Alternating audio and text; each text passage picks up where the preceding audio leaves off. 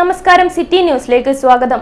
തൃശൂരിൽ സുരേഷ് ഗോപി എംപിയുടെ ഓഫീസിന് നേരെ നടന്ന അതിക്രമത്തിൽ പ്രതിഷേധിച്ച് ബിജെപി കണ്ണൂർ നോർത്ത് ജില്ലാ കമ്മിറ്റിയുടെ നേതൃത്വത്തിൽ നഗരത്തിൽ പ്രതിഷേധ പ്രകടനം നടത്തി. താളിക്കാവ് നിന്നും ആരംഭിച്ച മാർച്ച് ജില്ലാ പ്രസിഡന്റ് കെ വിനോദ് കുമാർ ഉദ്ഘാടനം ചെയ്തു.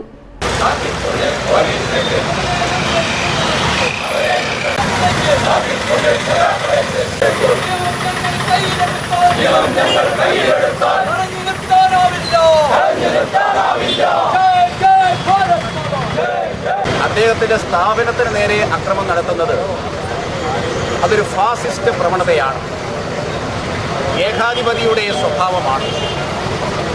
എന്താണ് സുരേഷ് ഗോപിക്കെതിരായിട്ടുള്ള കമ്മ്യൂണിസ്റ്റുകാരുടെയും കോൺഗ്രസുകാരുടെയും പ്രചരണം? അദ്ദേഹം തൃശൂർ പാർലമെന്റ് മണ്ഡലത്തിൽ കഴിഞ്ഞ ലോക്സഭാ തെരഞ്ഞെടുപ്പിൽ ഇരട്ട വോട്ട് ചേർത്തു എന്നുള്ളതാണ് അവർ ഉയർത്തിയിരിക്കുന്ന ആരോപണം.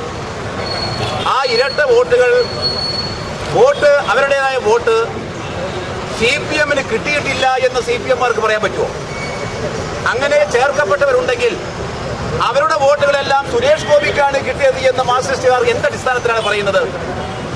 അത്തരം വോട്ടുകൾ ഉണ്ടെങ്കിൽ അത് പരിശോധിക്കേണ്ടതാണ്. എന്തുകൊണ്ട് പരിശോധനയ്ക്ക് തന്നപ്പോൾ CPM-കാരോട് എന്തേ അവർ ഉരിയാടിയില്ല? എന്തേ അവർ കിടന്നുറങ്ങുകയായിരുന്നോ?